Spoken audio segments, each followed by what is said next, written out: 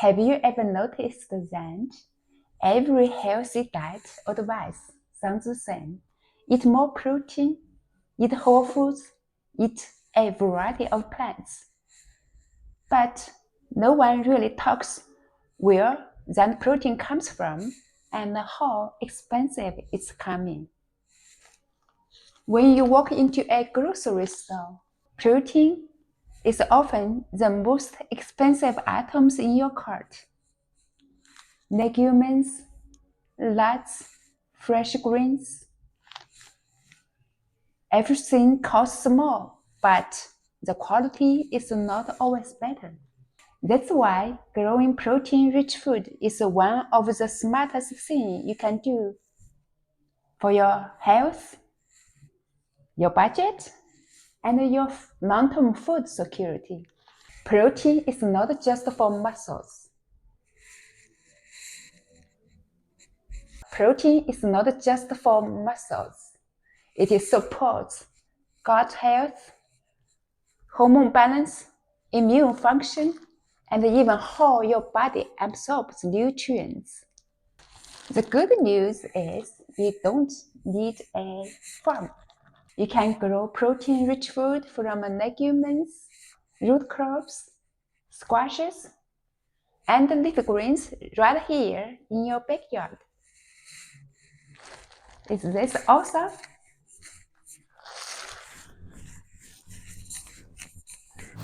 The first table is a legume table. It contains higher proteins. There are 5 columns. The first column is proteins per 100 grams. Second column is general preparation to help your body absorb the protein from legumes when you cook them. For lots of beans, dried beans, you should soak them. So you can check from the table here for each individual beans, how do you soak them, how do you prepare them to maximize your body absorption. The fourth column is the best growing season. The last column is a general fertilizer to use for legumes.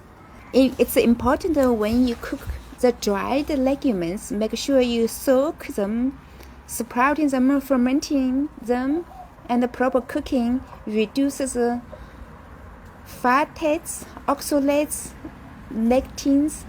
This improves protein, iron, zinc, and calcium absorption. Do you know legumes fix their own nitrogen? So, too much nitrogen fertilizer equals lots of leaves fill your pots. Make sure not too much nitrogen. Focus on phosphorus for roots and flowers, potassium for pot filling. For example, simple fertilization rule for all legumes: before planting, maybe mix compost and bone meal or rock phosphate to your native soil.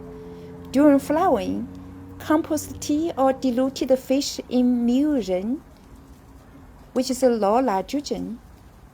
Avoid high nitrogen fertilizers after flowering. This table are root crops. Root crops are not protein foods, but some potatoes, sweet potatoes, provide more protein than expected per calorie. Potato protein has a high biological value, meaning your body uses it efficiently. The best way for cooking your root crops: boiling, steaming, roasting reduces oxalate absorption. Pairing roots with calcium-rich foods like yogurt, sesame, tofu further reduces oxalate uptake. Tara and cassava must be fully cooked, never eaten raw. Best fertilizer strategy for root crops: low nitrogen prevents leaf growth at the expense of roots. High potassium improves root size, flavor, and storage. Simple rule for planting: compost before planting. and wood ash, chamomile, or 5-10-10 at root bulking stage. Root crops won't replace legumes for protein, but they support steady energy, provide gut-friendly carbs, are easy to grow, store, and preserve, pair beautifully with the greens and legumes for a balanced diet. This table is about the squashes. The protein listed from highest to the lowest per cup. Acorn squash even have 2.3 grams per cup, butternut squash 1.8 grams per cup, and so on. On the second column, it tells you the general information how to cook squash. You can roast them, steam them, light saute, and so on. And the squashes are all low oxalate, which is very good for us to consume. Squashes are warm weather crops. Here is the science-backed takeaways. Winter squash, summer squash for protein and nutrient density. Gourds, apple, winter melon, loofah are hydrating, gentle on digestion, and very low oxalate. Bitter melons stands out for blood sugar regulation, not protein. Eggplant, tomatoes benefit from cooking, which improves nutrient availability. All listed crops are low oxalate, making them safe for mineral absorption. I grow winter melon every year. Bitter melon, eggplant, tomatoes, apple, loofah. So, which squash will you grow this year? This table is all about leafy greens. In watercress has 4.2 grams per cup of protein, very high. Even garlic greens 2.2 grams. Watercress and mustard green, turnips green, collard green, dandelion greens, beet green, Swiss chard, kale, spinach, bok choy, tender soy, choy sam, arugula, pea shoots, garlic green, and more. As you can see, even leafy greens have proteins. Best preparation for your body: light steam, saute, boiled, slow simmer, blanch.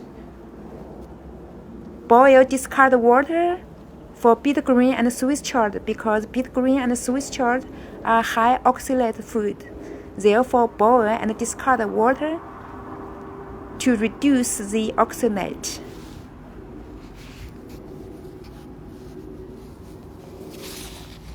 Leafy greens are cool crops. You can grow them in the fall. Also, you can grow them in January, February. General compost for leafy greens, normally compost should be enough. I usually use compost mixed with enriched topsoil and a little cow manure for my leafy green, and that's it. Leafy greens are really easy to grow, less maintenance. The best way to eat leafy greens is to pair them with legumes, eggs, tofu, or nuts for complete protein.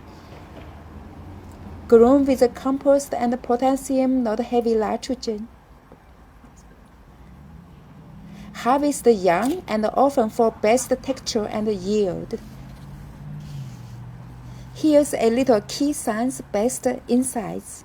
Watercress, mustard, collards, and turnip greens are the top protein performers among leafy greens.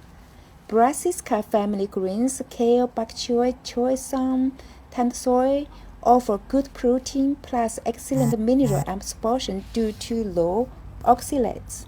High oxalate greens such as spinach, chard, beet greens are still nutritious, but boiling and discarding the water improves calcium and iron availability. Leafy greens thrive with a nitrogen-rich but gentle feeding. Over-fertilizing reduces flavor and nutrient density. To grow leafy green for maximum yield and nutrition, grow in cool weather, harvest out leaves often, Feed lightly with compost or aged manure. Pair greens with legumes, eggs, tofu, or seeds for balanced meal. So, which leafy greens are you going to grow this year? When you grow protein-rich food at home, you are not just growing plants. You are building a system. Legumes provide protein. Root crops provide energy and minerals. Squash provides calories and storage. Leafy greens provide daily nutrition and gut support. You don't need perfection. You don't need a huge garden. Even growing a small variety of these crops can improve your health, lower your grocery bill, and reconnect you with your food. If this video helped you think differently about growing your own protein, let me know in the comments and tell me which crop you want to start with first. Thank you for watching. See you next time.